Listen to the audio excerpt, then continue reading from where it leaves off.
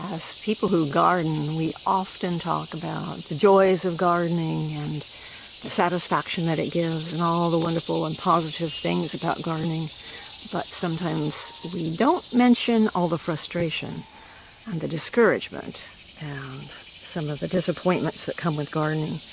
And I think it's important to mention these things, especially for new gardeners who are just starting out and they may not be having the kind of success that they think they're supposed to be having.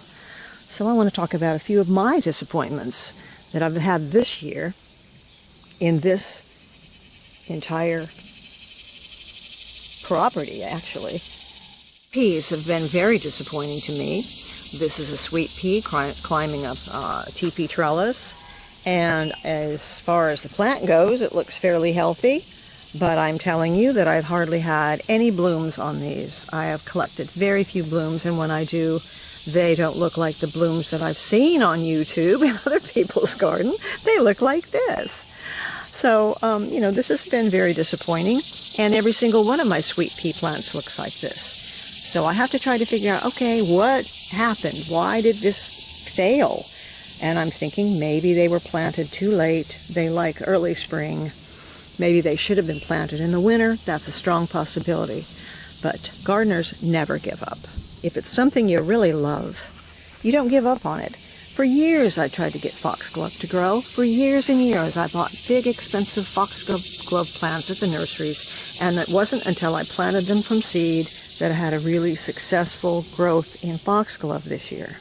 The disappointment that I've had, and I think many of you may have had yourselves, is you clear a plot of land, a little piece in your garden, you do everything you're supposed to do, and you drop your seeds, and lo and behold, the only things that come up are weeds. Weeds that you didn't invite. They thrive in your garden.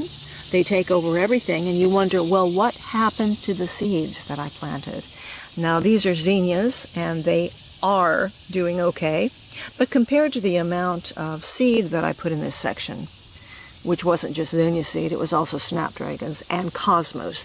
The cosmos are virtually non-existent, and you have to wonder why. Why does this happen? Why is clover thriving and little ugly little grass weeds and morning glories, and which can become a nuisance if you have too many of them? And the little violets, though, they're doing fine. And here's the creeping Charlie. But where did those snapdragons go? Who knows? I was excited about planting snapdragons this year. And so a lot of them, in fact most of them, I didn't do from seed. Well, it's a good thing, because in this little section here, not a single one of them came up. But here, these were planted in soil blocks, and I just transplanted them, and some of them came from my nursery trough. But I'm not happy with the scrawniness of these plants, so I've been snipping them off at the top to get them to get a little bit fuller. And the ones that have bloomed have been completely disappointing. That's it. That wouldn't even make a splash in a flower arrangement, let alone in the garden. But if I clip the top off of that and cut it way down, I think it may fill out and give me a better bit of growth. But these are just things that they happen in the garden. It took me years to get successful with lavender, and even now these lavenders here have had way too much rain, and they're starting to feel the stress of it. And they may make it, and they may not. Now, I'm not trying to discourage anyone, because really, if you're a true gardener, you never give up. And I will learn a lesson from all these things, and next year I hope that I will have a really great crop of snapdragons. But right now, well, they're not the way they looked on the packet. And seldom are things the way they looked on the packet. Another plant that took me years to grow, really, and it should be such an easy thing to grow, and that would be coneflowers. They're perennials. They're beautiful, but I couldn't get them to be successful in my garden. And then finally, I don't know, I did something right. Now they're extremely successful, along with the phlox, which is also very good.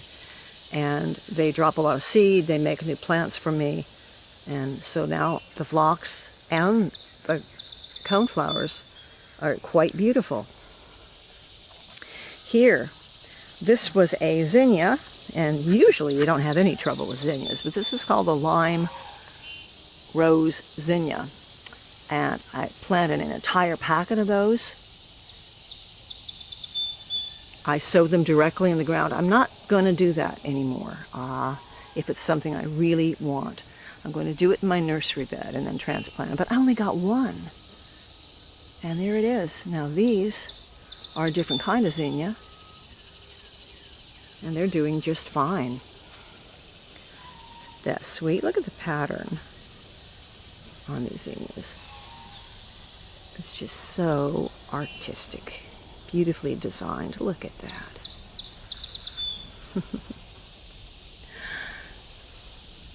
So I'm not saying these things to discourage anyone. I am actually saying them to encourage you. If you keep it up, and if there's something you really love, a plant that you really want to grow, you just keep trying until you get it right. Unless you live in the wrong climate for that particular plant, you should be able to get that plant to grow if you're dedicated and persistent enough.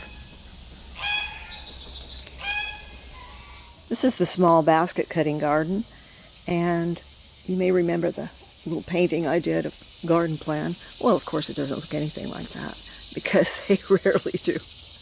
Plants don't grow the way you want them to. They often don't grow the height they were supposed to grow. And that is a true cottage garden, because they just are not going to look formal. They are not all going to bloom at the same time. You can have certain colors and certain heights come up at once. And right now we've got the phlox and the bee balm. A couple zinnias are just starting to open. We have the astilbe has already passed through its color stage, but look at how beautiful that is. I still like the look of the astilbe. Those would be great in an arrangement. And then these little millennial alliums, which are planted all along the edge, they're starting to open up. And then up there in the background, let's see, that is liatris, and that grows from a bulb, that purple spiky thing.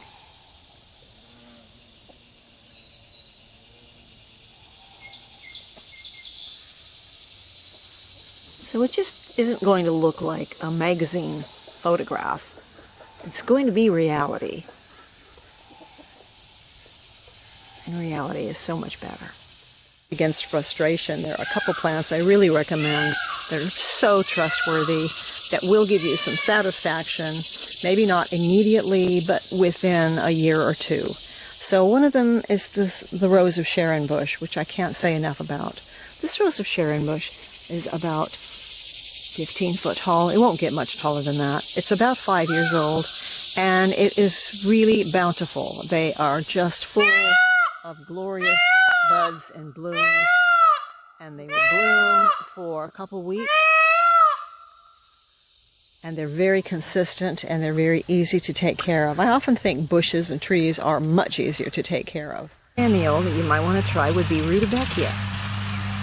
This is cherry brandy Rudbeckia, but the one you normally see is black-eyed Susan. Once you put this in your garden, you should have it for a very long time, because it is a profuse self-seeder. Rudbeckia.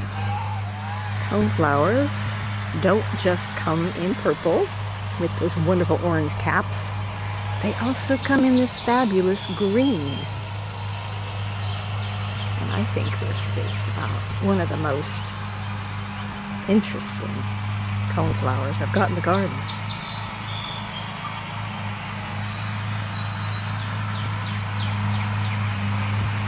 So coneflowers are well worth the effort in learning how to grow them in your garden, because they're just, once you get them going, they're one of those very reliable perennials. An easy perennial would be the bee balm. You can plant it from seed, or you can buy roots, or just buy the plant. I recommend you just buy the plant. Get about 3 of them, place them all together. This bee balm is a dark, sort of a maroon, but it comes in pink and purple and even white. And It's also known as bergamot, monarda. But if you drink Earl Grey tea, the bergamot that you scent, that scent in there, in your tea, is from this plant. You take the leaves and you squeeze them between your fingers, you will smell that wonderful scent that's in your tea. And that comes from the bee balm. Flower. Just plain easy to grow from seed, sown directly in the ground.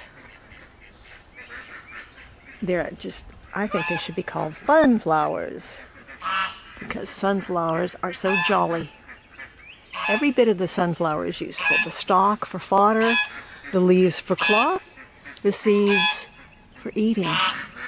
Not just for humans, but animals. I mean, the birds absolutely love the sunflower seeds. In the autumn, the little finches just cover these blooms, and it's worth planting them just for that reason, just to watch the birds. It stands for power, warmth, and nourishment, just like the sun. And in Chinese, they're a symbol of longevity. And some Italian sunflowers have grown to be 40 feet tall. I don't think I'd want mine to grow 40 feet tall, kind of like Jack and the Beanstalk. Jack and the sunflower stalk. Because then you wouldn't even see those blooms unless you got up in a helicopter. But the sunflowers are just great. Zinnia is an easy annual that won't let you down. It's great for beginners. It gives you encouragement that you can grow beautiful flowers. You can grow them from seed. You can sow them directly in your garden. Or you can start them in nursery beds and trays. They are also the gift that keeps on giving, because they will freely drop seed for you. And next year you'll just have all kinds of volunteers coming up in the bed that you planted them. Plant seeds all season long. And I'm going to plant some more seeds in this nursery trough, because I've emptied everything out as far as the zinnias go, and I put them in different gardens. Now I'm going to try a couple more zinnias and something called the Mexican sunflower, or tithonia. These are much brighter colors than I normally would want, but I think it'd be interesting to have some of these for cutting flowers. So, just following the packet directions, I'm going directly into my nursery bed. Make sure that I have a watering can close by, and I make sure that this stays moist until these seeds germinate.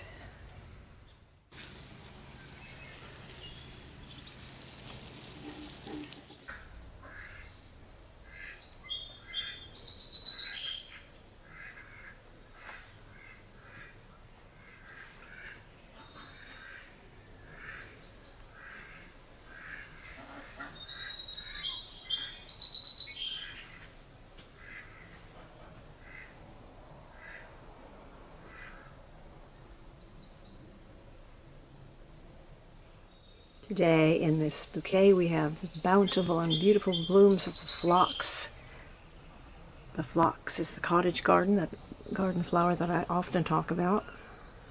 It's pretty much a cottage staple, and it has a lovely scent. This is from the crepe myrtle, this white, fluffy, frilly little thing with the lovely little green buds.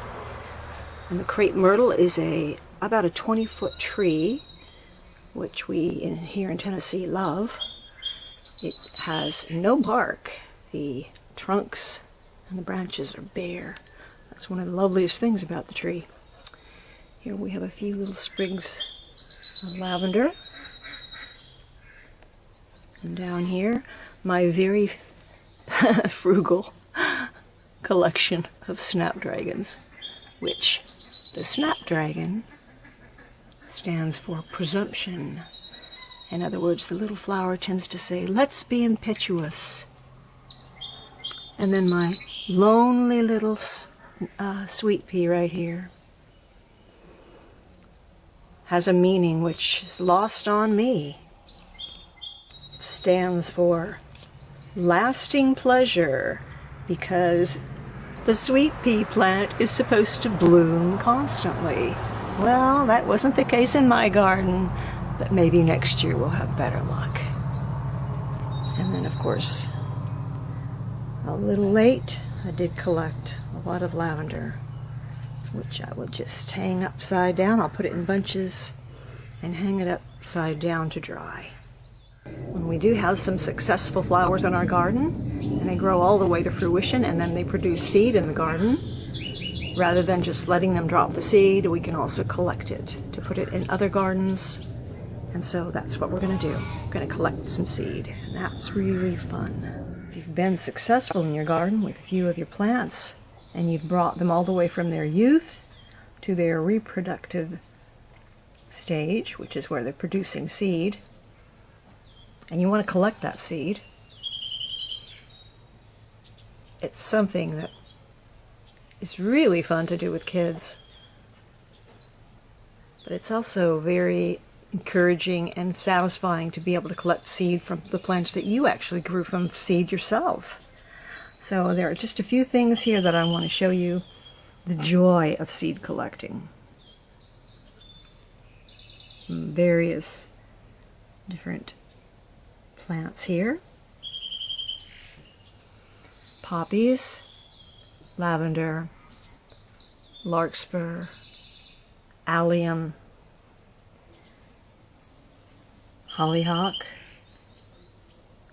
rudbeckia, flax, and foxglove. I actually have a real fascination with seed heads and seed pods. I think they're really, really interesting.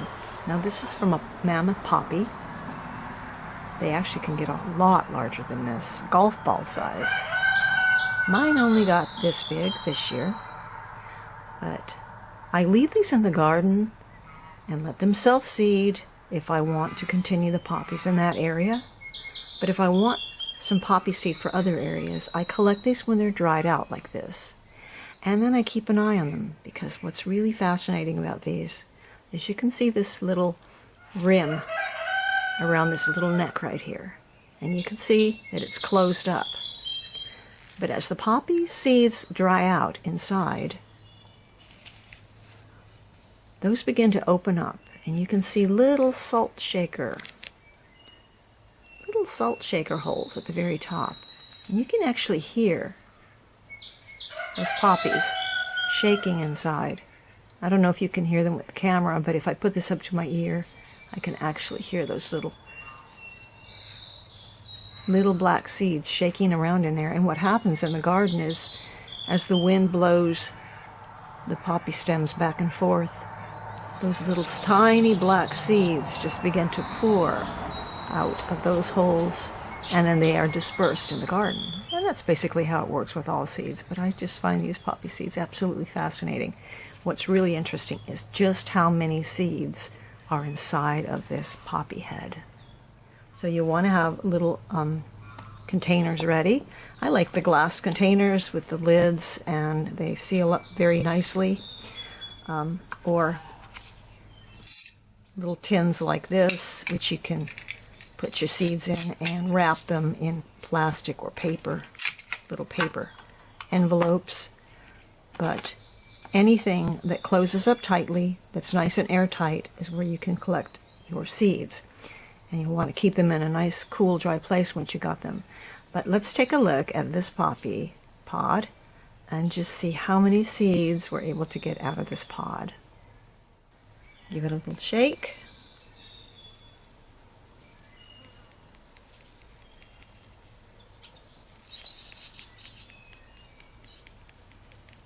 Sometimes they just pour out of here like crazy. Oh, here they come. Still quite a few more in here. But it's good that they don't all come out at once in the garden, and then they would all end up in the same place. Look at those beautiful little things. Now, if you've been buying seed, in particular poppy seed, for opium poppies, Papaver somniferum, I'm probably saying that wrong. they're not inexpensive. There's quite a few seed in here. And a little packet with this many seeds in it could cost you $6 or $7. Look at all those seeds you're going to get. So when I purchased these poppies, which I grew from seed this year, I got one small packet. I bet it didn't have more than 20 seeds in it. I think I spent about $6 on it. And look at my reward. Look at all these seeds I'm getting out of this one little head. Now there's still quite a bit more in here. And sometimes they just actually just pour out of there. They just pour out, and that's kind of fun. That's kind of exciting. Oh, there's a teeny little ant that was in there with them.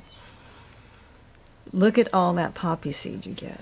Now, I don't bother to collect the poppy seeds from the Flanders poppies and the Shirley poppies. Those are the really tiny ones. I just let them disperse in the garden. But when it comes to these big poppies that I really, really admire and really want to have all over the property in the cottage gardens, it's well worth collecting the poppy heads. Look at that. Isn't that great? You know it's worth growing them just to do this. Just to collect these seeds. Oh, there's still a whole lot more in there. Wow. There. All that seed came out of this one poppy head. Just think of all the flowers this will make.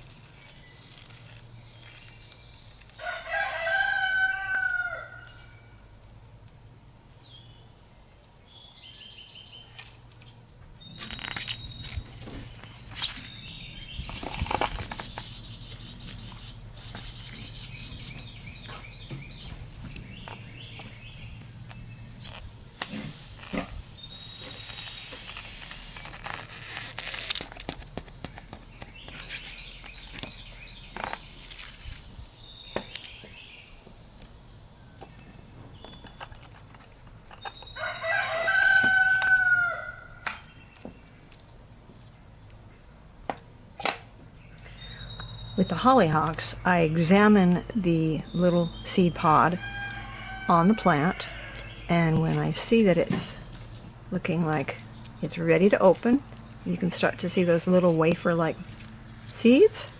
Look at them. There they are. They just fall apart.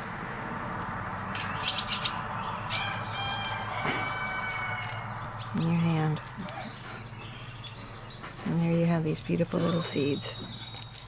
You want to make sure they're completely dried, so you might want to lay them out on a newspaper. These are pretty much dried out in the sun, and I'm pretty sure they're ready. But just to be sure, let them dry out in the sun or in the air before you put them in the container.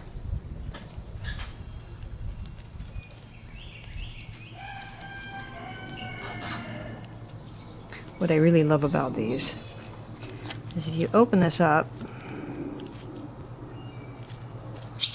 and you just peel back those leaves and you see this little donut shape here, and all these seeds just packed right next to each other like little wafers, little perfect little wafers, and then they fall off and split apart.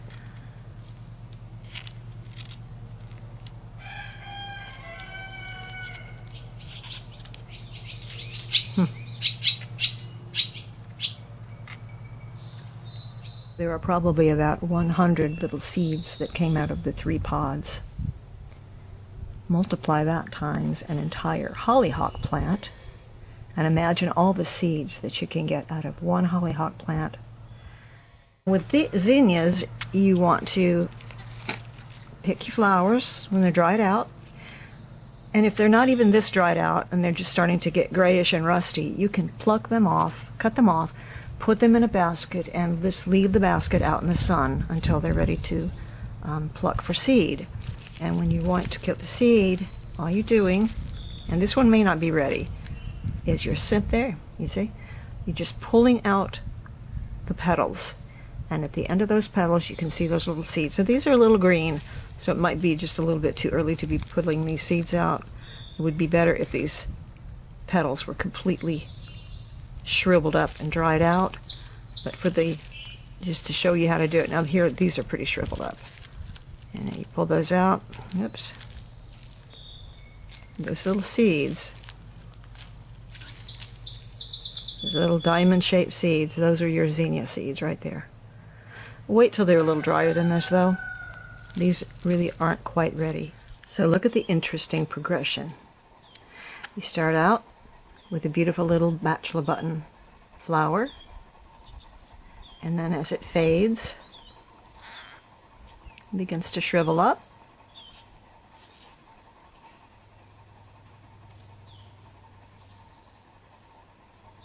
Then the little petals fall off. It produces a pod. That's what I call it anyway. And inside that pod, the seeds develop and begin to dry.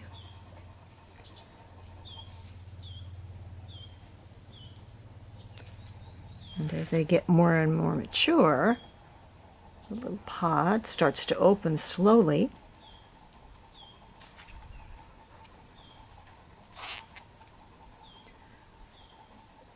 Little by little.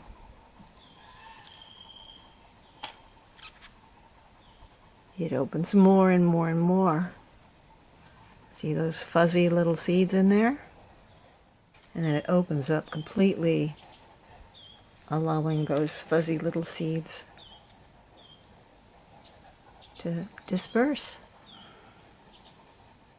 With some seeds, like the larkspur, it's just as easy just to store them like this in a large jar, or you just could cut them off. But you always want to see what they look like. And in this case, here we have more little black seeds. Just little black seeds. Some of these seeds are so similar to one another. If you didn't mark them, you would not know what you had. But even in these little pods, there's just an abundant package of seed. Look at that.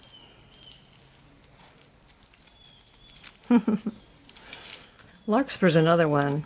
The seeds are so absolutely tiny that it's probably a better idea just to store them like that, or just clip off the buds, the seed pods, because the seeds are absolutely minute, and then just store them like that. And eventually they will just all come loose in your jar and settle at the bottom.